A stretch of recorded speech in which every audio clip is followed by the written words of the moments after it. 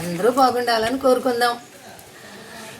ఒక విషబిందువు అయితే ఆ మనిషినే చంపేస్తుంది, కానీ చెవులో పడ్డ విషం మాత్రం ఎన్నో కుటుంబాలని నాశనం చేస్తుంది. దాని గురించి ఒక చిన్న స్టోరీ తెలుసుకుందాం. ఒక ఊర్లో రఘు, సుజాత ఇద్దరు భార్యాభర్తలు. వాళ్ళకు ఒక కొడుకు. మరి రఘు పొలం పనులు చేసుకుంటాడు, సుజాత ఏమో మిషన్ కుడుతుంది. అలా వేడి నీళ్ళకి చన్నీళ్ళు తోడన్నట్టుగా ఇద్దరు ఒకరికొకరు సహాయం చేసుకుంటూ మరి బిడ్డని వాళ్ళ అబ్బాయిని చదివించుకుంటూ ఉంటారు. అది పల్లెటూరు. ఆ ఊర్లో సూరమ్మ అని చెప్పని ఒక ఆవిడ ఉంటుంది. ఆవిడ ఎప్పుడూ కూడా ఇళ్ళమ్మడు తిరుగుతూ అందరి ఇళ్ళ కాడ ఏదో ఒకటి అప్పు తెచ్చుకుంటూ ఒకరి మీద ఒకరికి చాడీలు చెప్తూ ఉంటుంది. అలాగే అక్కడ ఆ ఊర్లోనే ఇద్దరు అన్నదమ్ములు ఉంటారు, రంగడు, రాముడు. మరి రాముడు పెద్ద ఆయన, రంగడు చిన్న ఆయన. రాముడు భార్య దగ్గరికి వెళ్ళి ఒక రోజున, ఏమే శైలు, నాకు ఒక కందిపప్పు ఇస్తావా, ఒక గిన్నెడు అని వెళ్తుంది. వెళ్ళి ఆ కందిపప్పు తీసుకుని, ఏమే శైలు, ఇది విన్నావా, నీ మీద ఆ రంగడు భార్య ఉంది కదా సీత, అది నీ మీద ఏమి చెప్పిందో తెలుసా, నువ్వంట ఎప్పుడూను ఇక్కడ మీ ఆయన సంపాదించిందంతా పట్టుకెళ్ళి మీ కన్నారింటికి వెళ్ళి అక్కడి నుంచి వాళ్ళు పెట్టినట్టుగా తీసుకొస్తావట, నాతో చెప్పిందే, మళ్ళా అనబాకు సుమి అంటుంది.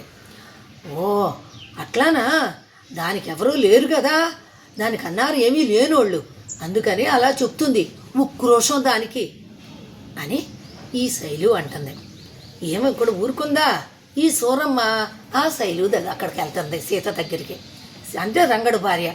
ఆ సీత దగ్గరికి వెళ్ళి, ఏమే సీత, ఒక గిన్నెడు పంచదార ఇస్తావా అని ఆ పంచదార తీసుకొని, ఏమే నీ మీద నీ తోడుకోళ్ళలో ఈ శైలు ఏమందో తెలుసా, మీ వాళ్ళు ఏమీ లేనోళ్ళట, అందుకని నువ్వేమీ కన్నారింటికాడి నుంచి తెచ్చుకోవంట, అలా అన్నదే అని చెప్పని చెప్తుంది.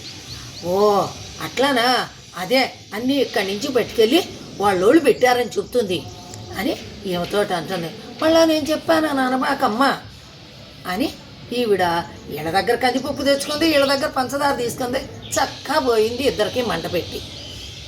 తర్వాత ఈమె భర్తతోటి ఆమె భర్తతోటి చెప్పడం జరుగుతుంది.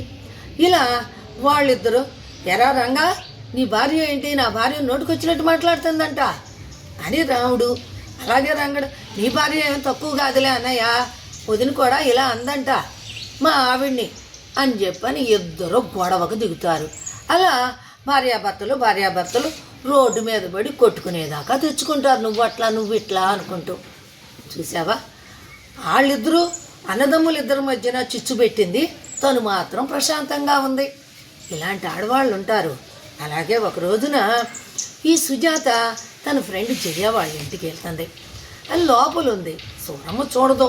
బయటకు వచ్చి, ఆ జయ ఎలా ఉన్నావు, ఒక ఈ సోలుడు మరి బియ్యం ఇస్తావా, పట్టించుకోగానే ఇస్తాను అని ఒక సోలం పట్టుకెళ్ళి బియ్యం తీసుకొని, ఇదిగో ఆ సుజాత ఉందో చూసావా, దాంతో స్నేహం చెయ్యకు, అది చాలా పొగరబోద్ది, అసలు మొగుడిని ఎంత మాట పడితే అంత మాట అంటాను తెలుసా, అసలు అది మిషన్ కుడుతున్నానని సంపాదిస్తున్నానని చాలా గర్వం, ఏదన్నా అంటే చాలు ఇంత ఎత్తులు లొగుస్తుందబ్బా అని తనతో చెప్తా ఉండగా, మరి లోపలే ఉన్న సుజాత ఈని గబగబా బయటకు వచ్చి, ఏం సూరం పిన్ని, ఊరందరికీ చెప్పేశావు, ఇక నేను ఒక్కదాన్నే మిగిలానా, నా మీద కూడా చెప్పడం మొదలుపెట్టావు అని అంటే, నేనేమన్నాను, నేను అన్నీ విన్నానులే అమ్మా అని, మరి నువ్వు ఆ రాముడు రంగడు ఆ అన్నయ్య వాళ్ళిద్దరి మధ్యన పెట్టావు, ఆ చిచ్చు చాలేదా, మళ్ళా ఇక్కడికి వచ్చి పెడుతున్నావు అని గట్టిగా అరుస్తుంది, కోప్పడుతుంది. ఇంకెప్పుడు ఇలాంటి చెయ్యికి, పెద్దదానివి, కాస్త బుద్ధి జ్ఞానంతో మెసులుకో అని చెప్పి వెళ్ళిపోతుంది. ఈ సూరమ్మకి ఆ సుజాత మీద చాలా కోపం వచ్చేస్తుంది. ఇది నిజంగానే పొగరబోతి, దీని పొగరట్టైనా అణచాలా, దీని మీద ఏదో ఒకటి చెయ్యాలని మనసులో అనుకుంటుంది. వాళ్ళ ఇల్లు వీళ్ళిల్లు కొంచెం దగ్గరే.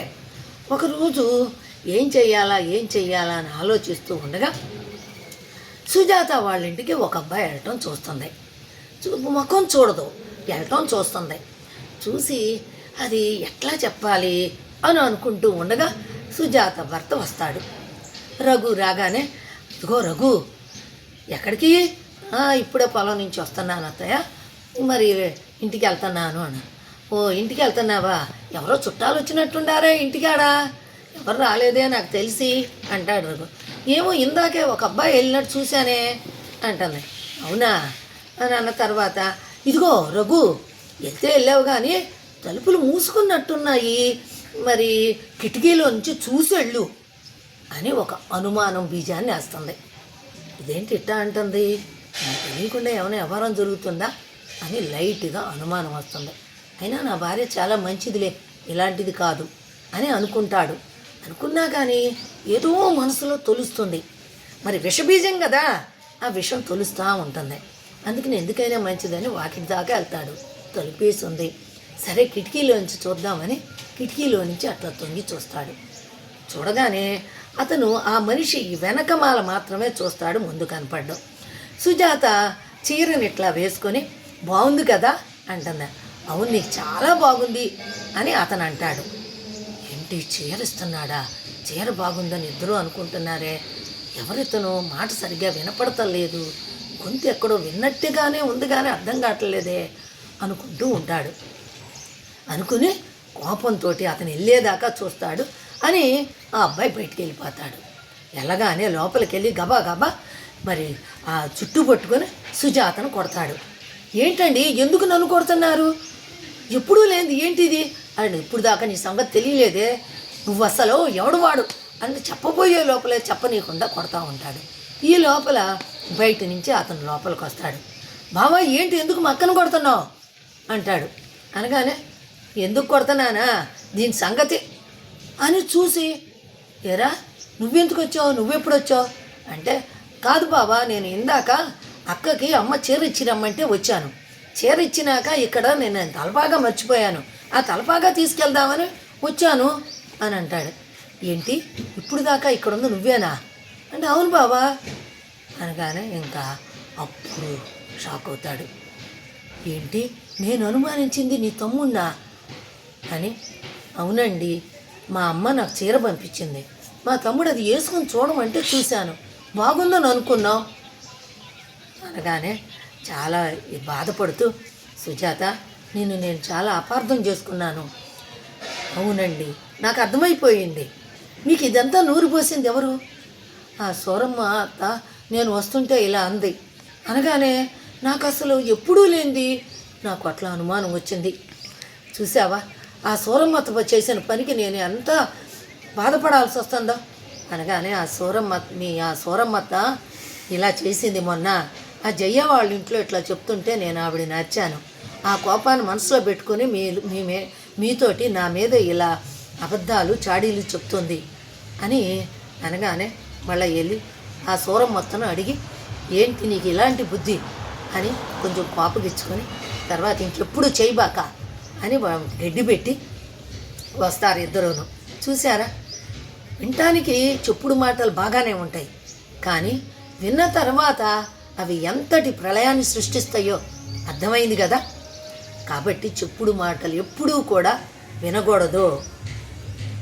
ఈ కథ మీకు నచ్చినట్లయితే ఒక లైక్ చేసి, ఒక షేర్ చేసి, మీకు నచ్చితే కనుక షేర్ చేయండి.